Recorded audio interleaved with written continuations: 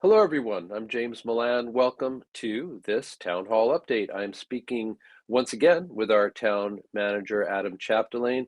Adam, haven't seen you in a quick month. Hope that you are well and that you enjoyed your Thanksgiving.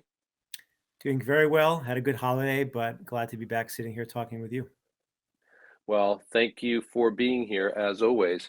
Um, So as I said, it's been a month, and we'd like to talk to you as we did with Christine Bongiorno a couple of weeks ago about the latest activity in the area of COVID-19. But before we get to that, I'd like to start with a reliable source of positive news for the community, and that is the sustainability, green community kind of subject area. So I know that there has been some good news from that realm. Why don't you share that with us, please? Absolutely. And it's funny you say it, you put it that way because I almost feel like it's unintentional, perpetual good news in terms of our sustainability efforts.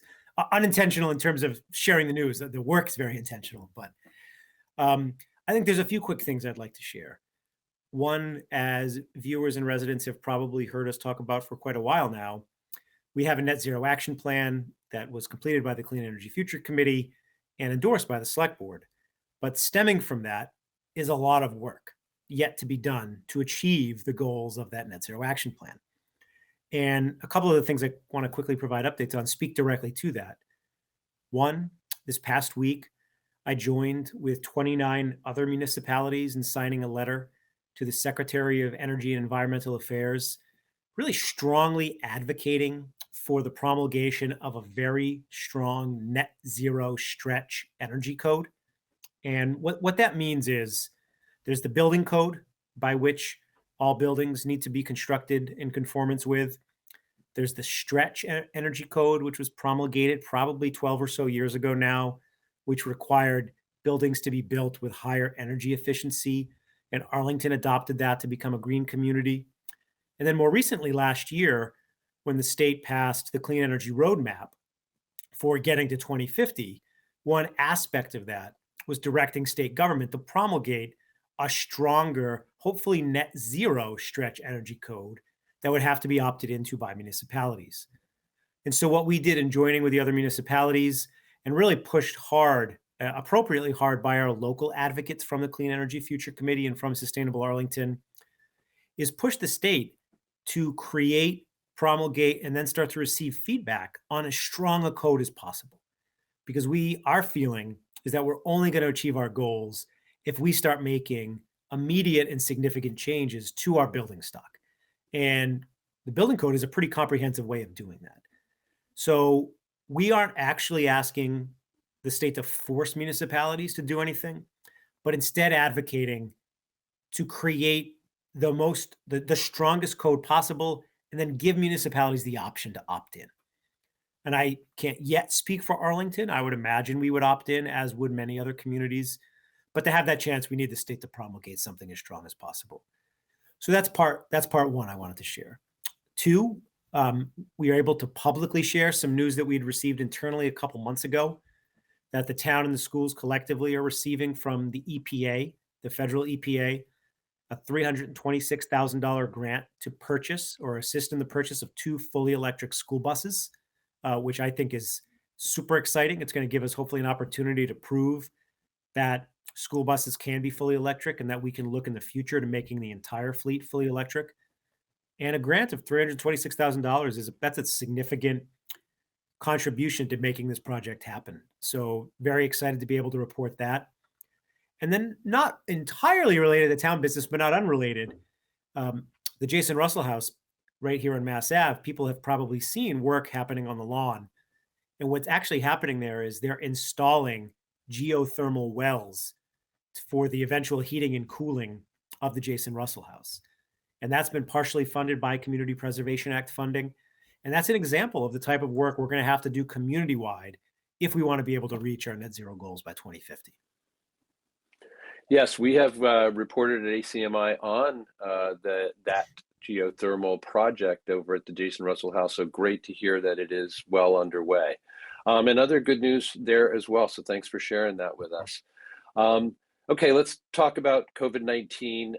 I mentioned that we spoke to the town's director of Health and Human Services, Christine Bongiorno, in the last town hall update a couple of weeks ago, and she had plenty of news to share with us at that time. But of course, since then, we have all been rocked to hear of yet a new variant. So Omicron is now out in the world and proceeding kind of in all directions, it seems. So can you give us an update? We had talked to Christine about vaccination clinics that were happening in town. So give us an update first on the vaccination clinic efforts going forward, and what should Arlington residents know about Omicron? So I think the first thing I would say is a huge kudos to Christine and her team for their vaccination efforts over the course of the past month. From the booster clinics, which have been scheduled, I think there's one more booster clinic scheduled next week, and then we hope more to come in the future, to the vaccination clinics for the 5 to 11-year-old age range. Some may have seen there's been charts circulating on social media. Arlington, for lack of a better term, is blowing away every other city in town in terms of the percentage of children ages 5 to 11 that have been received at least their first shot. So tremendous efforts by Christine and her whole team. Moving to the Omicron, which I'm still learning how to say, variant, I think we are all still learning. We're all still trying to figure out what the threats might be. I'm tuning in tomorrow to a presentation by the governor and lieutenant governor where I'll hopefully learn a little bit more about what state leaders are thinking. I think at this point, we are hopefully in a fairly good position since we've had protective measures in place in Arlington already. We still have a mask mandate in place. We're certainly requiring masks to be worn in town hall. So I think it remains to be seen whether further measures need to be taken. But I think we're starting at a good starting point, given the measures we have in place.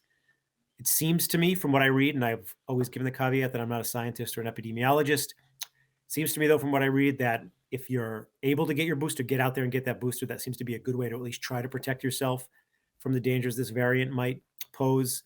It seems unclear right now whether or not, or I should say, how successful the existing vaccines will be against this variant.